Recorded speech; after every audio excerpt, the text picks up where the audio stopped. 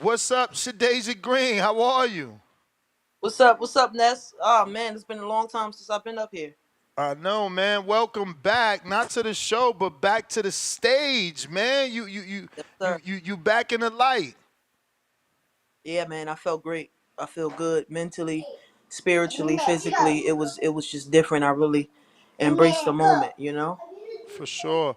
What would you say was the difference on fight night this time around versus the night with Franchon?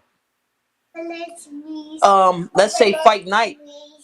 Hey, man, I got these kids, man. People don't You understand good? when people go out and celebrate. I come home to these kids. Okay, fight night. I embraced the moment. I was like, I love the crowd. I couldn't wait to get in there and have fun. Like when I seen the crowd, it didn't like because I mean it was a nice crowd too, and MVP did a great job of you know, still giving me that main event feel. It's crazy. So I think that was the crowd wasn't a factor. My coaches behind me, they was amped, and my coach Barry, he kept saying to me when I was coming out, he was like, "I'm right here with you. I'm right here with you." That shit meant a lot. So Hey, Shadasia, this King I mean of Essex, I gotta jump in right quick. How you doing, sis? Hey, brother, how you feeling, man? I'm good. I'm good. Tell me a little bit about the conscious decision to use the jab the way you did because the jab was beautiful.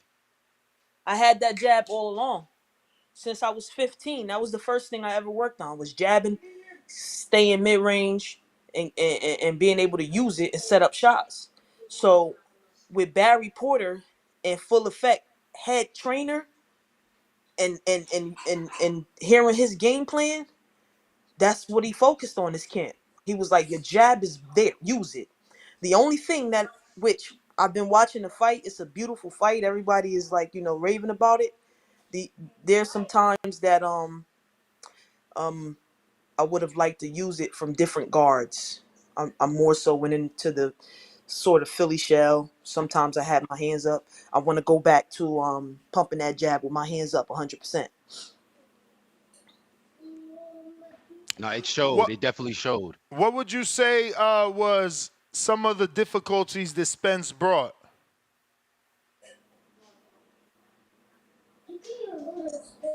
She talked a mean game, man, and she caught me with two overhand rights. She would duck her head, and she would catch him if I didn't hop back out quick enough. But I mean, not even, man. If you look at that fight, I prepared for her too. But like I said, they had offered Franchon to fight too, 5 or 6 weeks out. There's a lot of things that I did different, and there's things that she did similar to Franchon, like the grappling, the Wait, holding. wait, wait, wait, wait. So y'all tried to get the rematch? Hell yeah, yes we did. And the only reason it didn't happen was because it was 5 or 6 weeks out from the Who knows? time of the. She turned it down twice. That's all I heard. She turned it down twice. Oh wow. hmm I So mean, there was a you lot. can't knock her. You can't knock her. She probably gonna try and make you earn your way back up. I'm not. I'm not knocking her. I'm not knocking her at all. I'm not mad at her. I'm not. We will meet. I'm looking forward to those big challenges. Um, bro, I'm different, man. I'm not. I'm trying to stay humble continuously, but I want to go to the gym right now. They got to kick me out the gym. I just want to show y'all that the skill set that I possess is crazy, and y'all gonna see it. Y'all gonna see it. But there's a lot of things that Spence did. She's a seasoned pro as well. Um, she was doing some smart stuff. There's a lot of things similar to what Franchon doing. Like remember, I struggled with the holding and the grappling and the holding, the throwing a combination and then holding. I wasn't going for that. If you notice when she grappled me, I was doing little. I was me and the ref. The ref was like telling me to stop, and I was laughing. I'm like, yo, I gotta get her off me. So I went. I didn't just lose. You understand what I'm saying? I'm willing to open up about it, but I went back to the gym, and it was a really hard camp. I've been training for months, and there were certain things that Barry was just like, he would stop. If it was in sparring, stop, Shadasia. I need this. So I tried to show, and it just came. I ain't even try. Like it just happened. When you Prepare properly, it prevents poor performances. In that fight, you'll see like certain stuff that Franchon was doing. I got the remedy for it now. You understand what I'm saying? And I had the remedy then. First 5 or 6 rounds, I just wasn't in the fight. So some of my callers have called in to say that they feel like you are slowing down. You said you watched the fight. Do you feel that you slowed down, or that you're, I don't want to use the word gassing, but essentially that you're gassing out? Absolutely not. The seventh round, I picked it up. Do more jabs in the seventh round than I did in a couple of the beginning. In the beginning, no, I'm not slowing up. I'm actually picking up the pace. I threw more punches each round. I was active. I was busier. Titus, stop. I'm sorry, guys. All right, just take it out then. Take the ice pack off.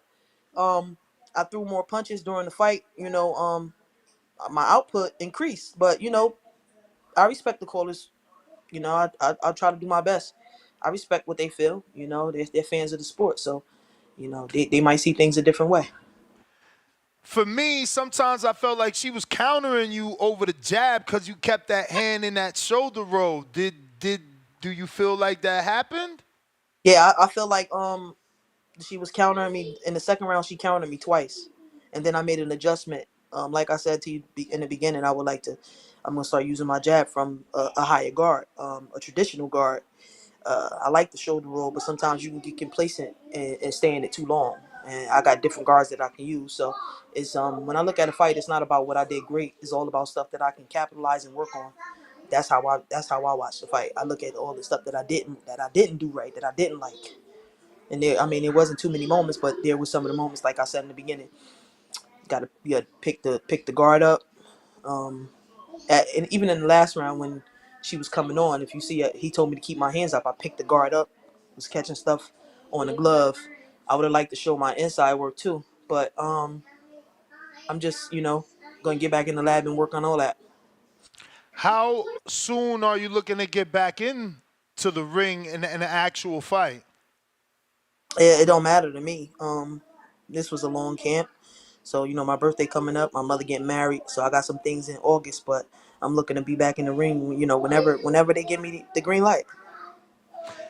Are you at the stage where you're only fighting a headline or on a Jake undercard, or could we see you on the MVP shows that they have in Orlando?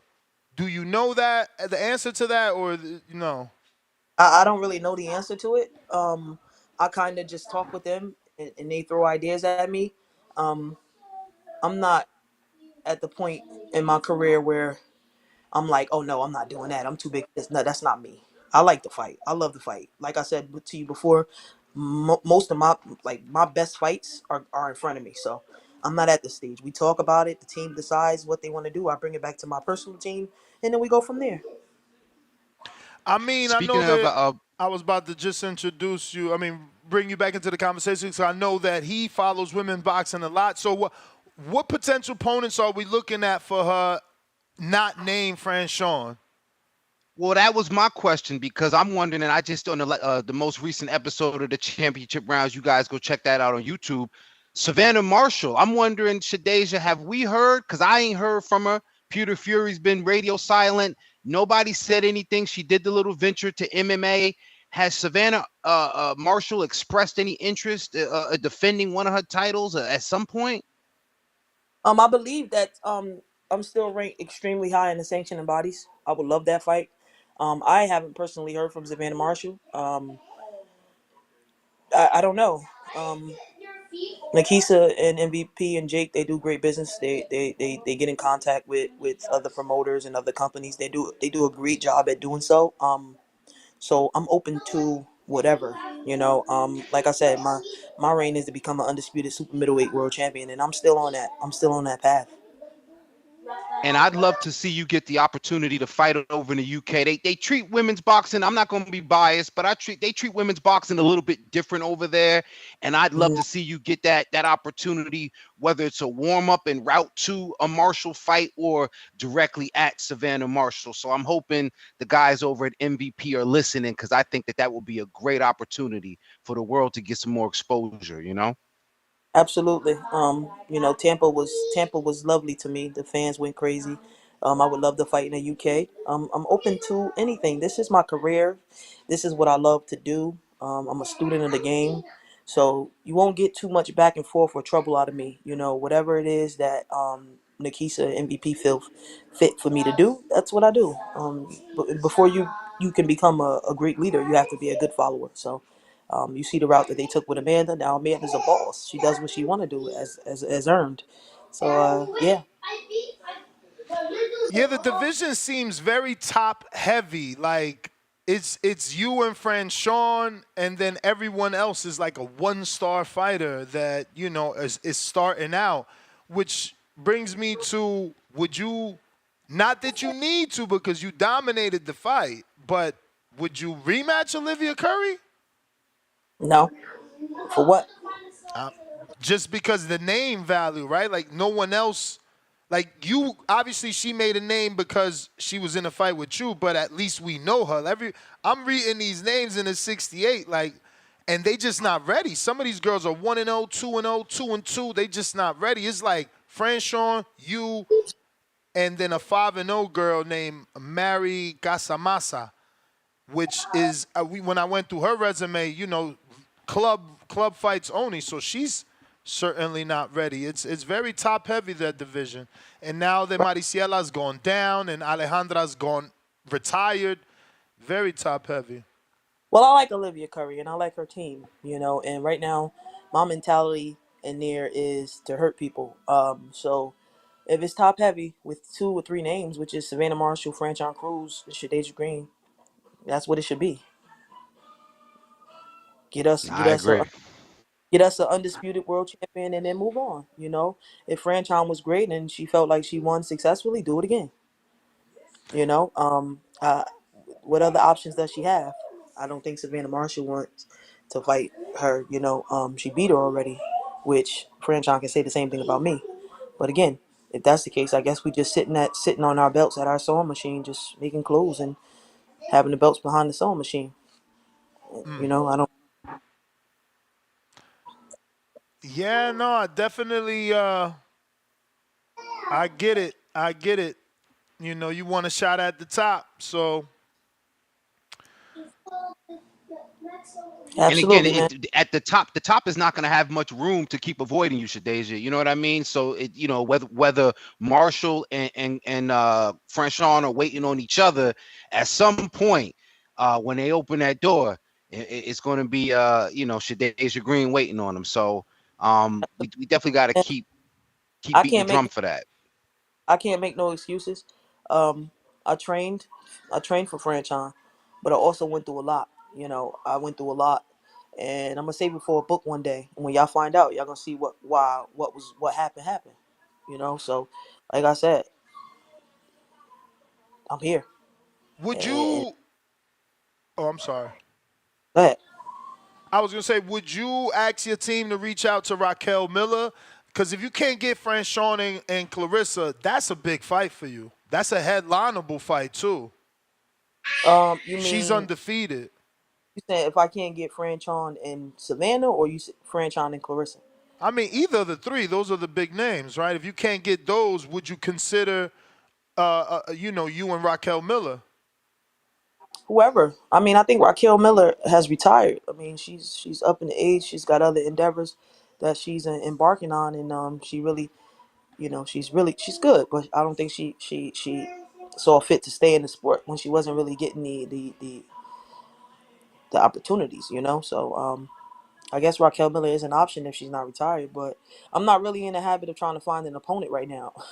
I just fought, and like I said, whatever they say is next, that's what I'm going with. I'm not out there looking for an opponent. I'm looking for the titles. So if it's just us three at the top, then there is no other option unless Franchon plans on retiring, or or is she gonna fight Savannah Marshall. And even then, if that happens, again, got to defend the titles. The sanctioning bodies do their job. You got to turn around. So I'm not in the business of looking for an opponent. I know who the two opponents that I want to fight. No, well said. Well said. I mean, we needed to get to the bottom of it to figure out what direction you wanted to go, and now we know. You only want the the two names at the top. Are you still considering other divisions, or are those secondary goals that you won't think about until you do what you do at 68? Yeah, I gotta do what I gotta do at 68. I really want that rematch with Franchon.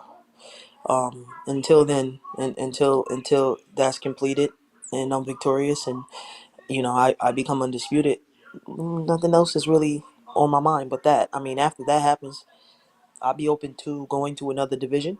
I would sure most certainly be open to that. I'm dropping weight very well. I stay, disciplined. I like food, so you know, during if it's a couple of months out, I do like to eat, but I'm a disciplined fighter. I did a lot of different things this fight, a lot of fruits, and um, my strength and conditioning was amazing. So I mean, I was getting up at 4:30, 5 o'clock in the morning running. I'm not sure if y'all seen that on my Instagram.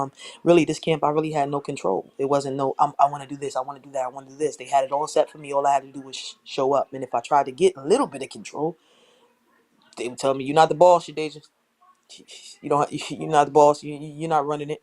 So, um, but my first job and agenda is to get those titles at 168. Did it feel like you had a better camp because you let go and let them have everything, and you just had to show up and do what they told you? Psychologically, I know I had a better camp. I ain't have no drama in the middle of camp. Drama is trauma, and that is a attribute to my therapist. You can't have no drama or trauma in your camp. I didn't have people going behind my back trying to tell my team anything negative or trying to finagle their way into promoters passes, and I didn't have no drama, no trauma. My team showed up for me, and it was strictly about one goal. We were all on the same page. Telling y'all, man, I don't know the half, So there was no questioning with Coach Wall. I don't know if you ever met Barry Porter, but he's a serious guy. Tell you straight up, if you think you can do it better than what I can, go find somebody and hey, I'll let it go. Tell you right off the bat, you gotta trust him. There's no yes or no. You do what he tell you to do, and that's it. I do want you to touch on that because for the people on the outside looking in, they think that you made a change where, I mean, technically you made a change, but you just got rid of people. Barry was always there from the beginning. Right. So if you can just touch on, how long he's been there and, exactly what happened, because for the fans, they see your corner on TV and they're like, oh, Shadasia changed her team. But that's No. not, it wasn't a change. It was more of like cutting the fat. Right. No. So what happened is Barry Porter has started me. He's my first trainer when I was 15. The story I tell about walking into a gym with some guys that had sunglasses on, sitting in the corner, I asked them for help when I was trying to get out of a scholarship. My mother was making me go to college. It was Barry. Barry then he started. He's older and he did like he'll tell you right now. My house paid for it.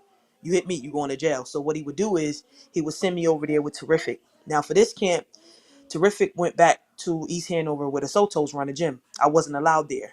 During my last camp, right before I fought Franchon, I was kicked out. MVP knows this and everything. The Sotos kicked me out. The Sotos were my managers. So I was more closer to the husband. Things happened. Found out some things from me and MVP sat down and talked. I'm like, wow, okay. When we started training in Booton, Terrific went with me at the end of camp. Um, Terrific got a family to feed. MVP took care of me, helped, took care of him.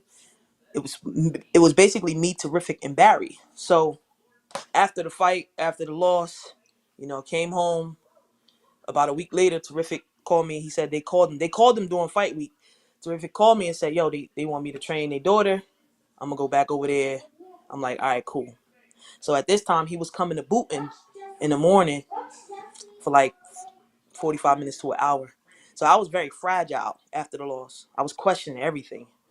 So, and after he would leave Booton, he would go to East Hanover where I wasn't allowed. So instead of me going to Booton for 45 minutes to an hour, I said, you know what, I'm going to just go straight to Oakland with Barry. So things was happening. Everybody was talking. Things was being said. So then Barry was like, yo, man, like, let's just lock in. And that's how that happened. Terrific basically was training somewhere I wasn't allowed.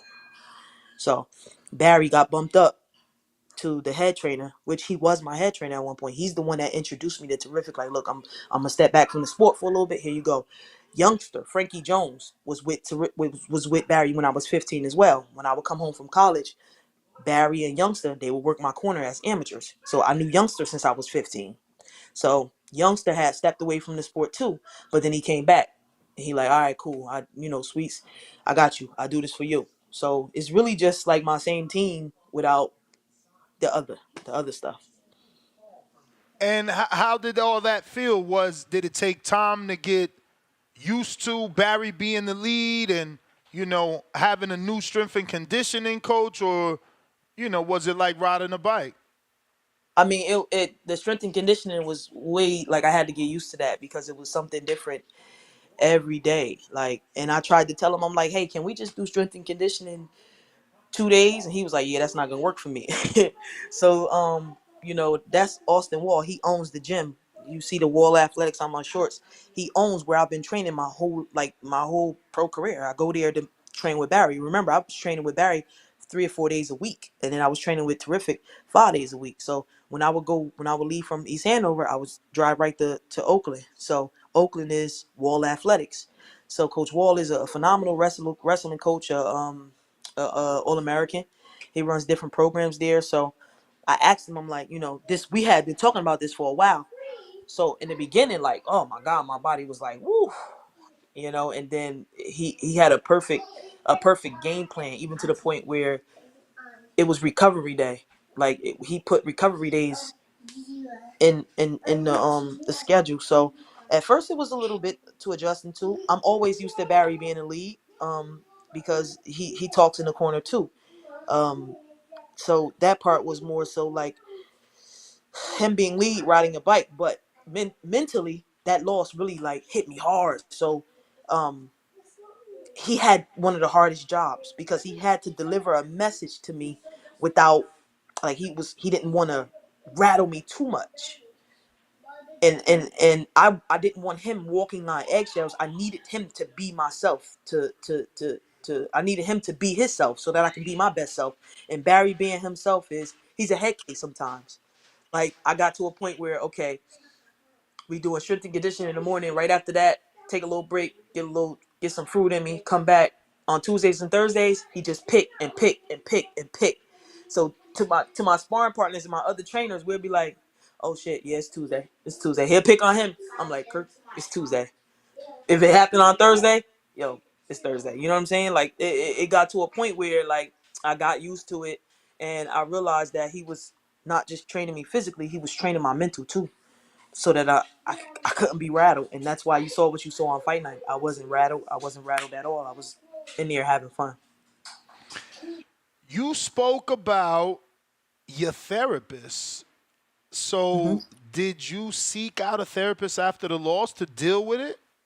Yeah, I had to because I was in a lot of pain. Talk to I me didn't. about that because, my audience and even myself, to us, it's wins and losses, and we're on to the next one. But, to the fighter, it's your dream that you Mhm. didn't accomplish. So I can see how devastating that can be for someone's mental. So I certainly, if you can, would like you to touch on it. Yeah, I seeked out a therapist and also a great mental coach. Her name is Susie. Um, I wanted to heal because it wasn't just the loss that was hurting me. Like I said, I had went through a lot in camp. I had people that I started the sport with, and I was grieving them. Like, why did they do this to me? Like, do they care about what they doing? Like, did they want me to lose? Like, did they, why was she telling MVP these things? Did she want to get me kicked off MVP? Not necessarily her, but why would he allow it? So it really played a big part because this man was at my wedding. This man started my career. Everybody know I started with Danny Soto. So um with the situation that happened, I kind of like really took a step back and realized everything that took part in this camp, and in the fight, and my corner was different. He's normally my rehydration, he's normally my cut guy, he's normally right there. So that didn't happen. Funny is might have butt down me and said my name and left a long message on my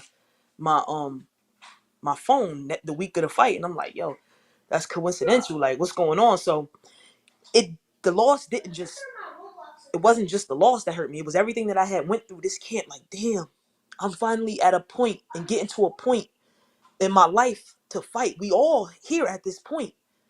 Why would you try to tear me down? I couldn't understand it for the life of me. Like, why are you saying certain things to certain people, trying to disconnect relationships? Why would you wait till we get to this light and then lying about it? Why would you wait till we get to this point? What did I do? I've been nothing but loyal. I'm the only fighter you have left in the stable that hasn't left. Why would you do this to me at this point in my life? And I couldn't understand it. I couldn't grasp it. I kept questioning why. So yes, I went and got therapy.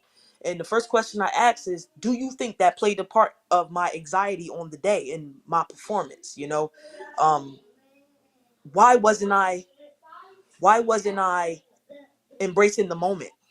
That's the key. Embracing the moment. Live in the moment. You worked your whole life to get to this point. Why are you struggling with imposter syndrome, looking for each and every way to say to yourself, I don't know, I don't deserve this, I don't know, or like the fight, I'm in the fight, but I'm not even there in the fight. Like, the last couple rounds, you see, I kicked up, but then now I'm realizing, oh shit, we in the fight. So I needed help. I needed help. Mental health it should be number one. It should be talked about more.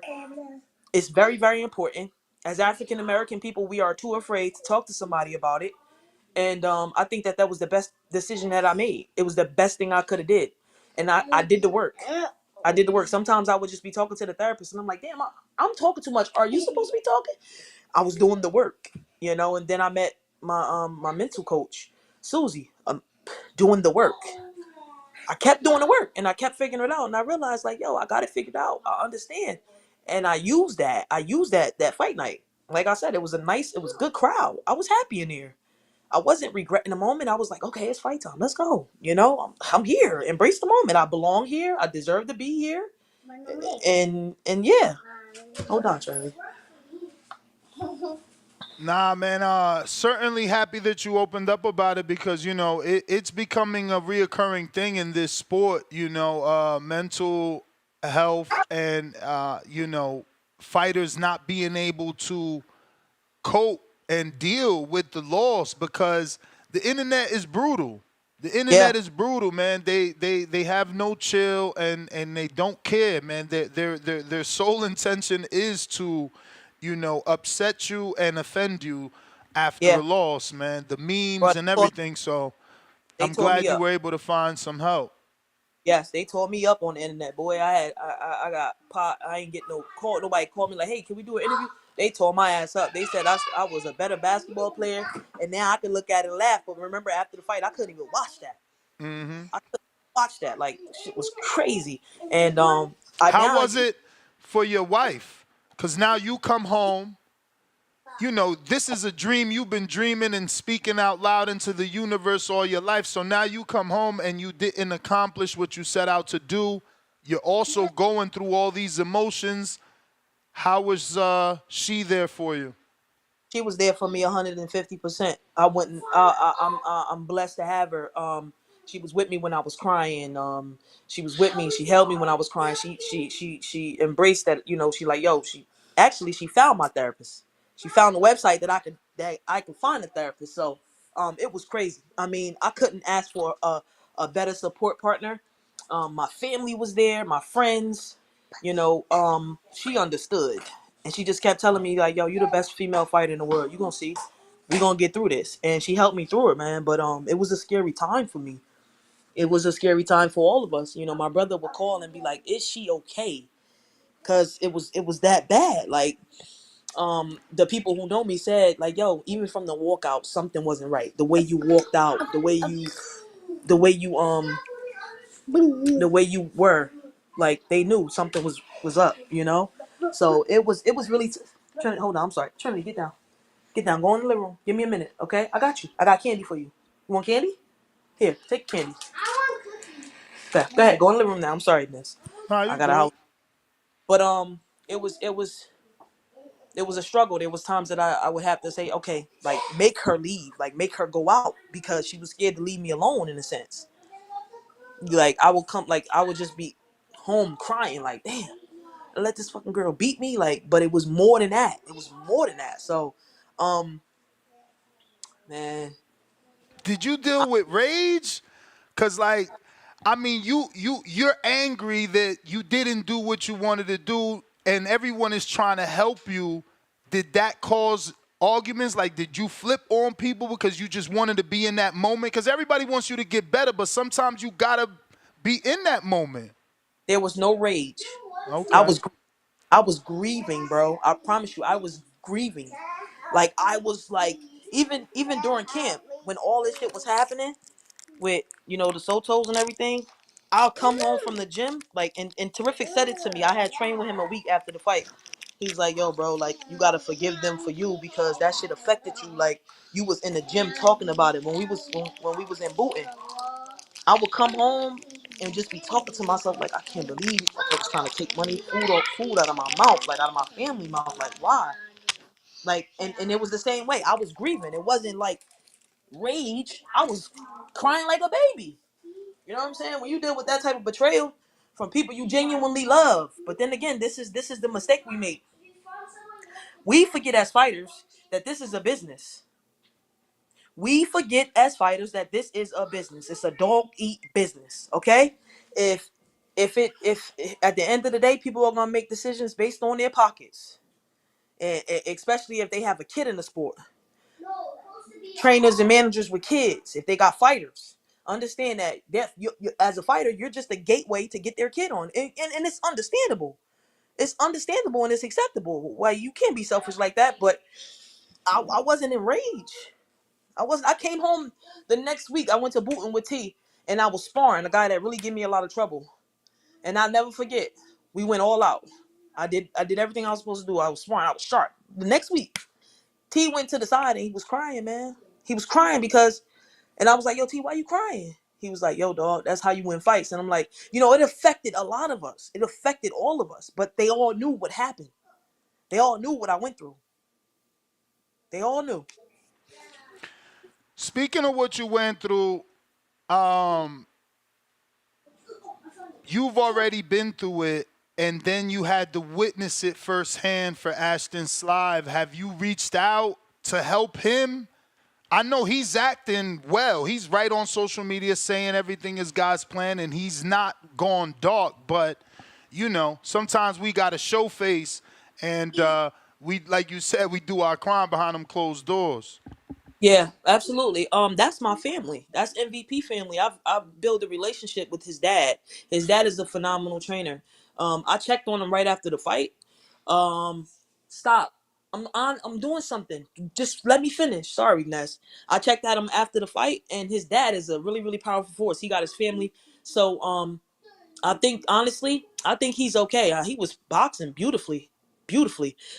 We get caught with a good shot. I think he'll be back, and he's got the team to support him. He's got see you don't know how somebody's gonna react until you see the team behind him. Like we need that team, even though we saying to ourselves, "I want to be alone. I want to be alone." No, like and he's got that team. He's got that support. He's got his mom and his dad. So I reached out to him, made sure everything was okay, and I'm gonna continue to do so. And I know he'll be back 100% strong. For sure. Well, champ, those are basically all my questions. Thank you for coming on, and thank you for definitely, sharing your story because Yeah. we're seeing this, happen more and more in boxing, and you've given someone, at least a plan, right? Not everybody seeks out a therapist. I know that Anthony Joshua got a sports doctor to help Yeah. him after the Andy Ruiz loss. So I'm very happy that you were able to, be able to deal with it and be okay with using a therapist. Some people, they too tough for that. Yeah, nah, man. I like my therapist, especially my mental coach Susie. Man, she kept it real, 100% with me. Um, the only downfall of it is my mother always in my business. Like if I tell her that I talked to Susie today, she'd be always, "Oh, what y'all talked about?" That's my business, mom. You can't know that. We talked about food. I said, part of my childhood trauma. You know what I'm saying? Sometimes like anxiety and all that stuff that comes from childhood trauma. You know, like your opponent. Who do they remind you of? Who in your childhood? And what is it about them? And you Champ, know, I do yeah. gotta ask this. Claressa this week or last week did tell someone that she sent you a contract. Was there ever a contract sent? No, Oh, all right. Clarissa is lying. But good luck to her on her fourth division this weekend. Uh, you know, it's been on and off on Twitter. She called me a man yesterday. I thought it was real cute. I appreciate that. Um, Claressa did? yeah, she did. I But what? Talking to someone else or I directly tweet. at you? As you know, she called out Alicia Baumgartner, Amanda Serrano, and Katie Teller. And then I tweeted something that said, this girl be looking crazy." Never added her. Never. She tweeted me back and says the girl who looks like a man. Keep talking. I'm gonna whoop your ass next. I thought that was beautiful. I love it. I thought that I would was. love for you to be next because she's looking to unify with the vacant title winner of the IBF next, but we Mhm. never heard of them, man. I want Claressa to give us the last three fights. It's three. She don't need to do two because she's already beat Savannah and Franchon. But she fought Franchon in her debut. Franchon went on to undispute, and now she's a WBC champ. She at least has an argument for a rematch. Hannah Yeah, but Gabriel's. Franchon jumped in that conversation. She said, Shadasia Green, you need to sit this one out. Now check me out. Savannah Marshall beat Franchon Cruz. Carissa Shields beat Franchon Cruz. So why I gotta sit it out? If people start posting that this is a big money fight between me and Clarissa Shields, why? Because you beat me on one of my really bad days. So I told her, listen, I'm done talking to you. Sign a contract, let's run it back, or go about your way. Because what other options you got, Miss Boss Lady? Franchon Promotions, the heavy hitting diva promotions. Yeah, man. I mean, the women's division is not that deep, so I don't know why, y'all not playing nice with each other versus, I everybody told her trying today. to. I told her today. I said, look, I'm about to prepare for movie night with my babies. I got 4 kids here. Trinity, Tremaine, Titus, and Tasir. We watched the Ninja Turtles yesterday. I gave them 10 movie bucks. I wrote it on a piece of paper. They had to buy candy from me. They keep stealing the candy now. I tweeted. I said, listen, not today. I'm about to watch movies with my babies. She, we did it. She wanted to go start again this morning. I said, not today, Big Mama. It's Friday. Not today, Big Mama. Let's play nice. Amanda Serrano said for us to play nice. Let's play nice. We don't gotta be this. It's like I don't know. Every time MVP throws an amazing card and Amanda shows out, knocks somebody the hell out, and I go out there and do what I'm supposed to do. Why do we get a bad rap from the other females? It's the Because you okay. fighting in front of all those people. You getting all Yeah, that attention. and I know that, and I'm saying I could I understand that. I kept quiet. Okay, so people call Amanda the Goat or whatever. Okay, now you still in the name, and then they call me the powerhouse or heavy handed. I am heavy handed. I got 11 of them things. I got 11 of them things. I'm trying to get 12, maybe even 13. I'm trying. I heavy handed. Why? Why? It's about how if the commentators are praising me, oh, they not recognizing my victory. Okay, well make them recognize your victory and come whoop this ass. We saw the fight. If they say oh, it was a lie, it was a nasty, ugly fight, it was a lie, the whole thing grappling and shit. Even the one of the people from the WBC said that.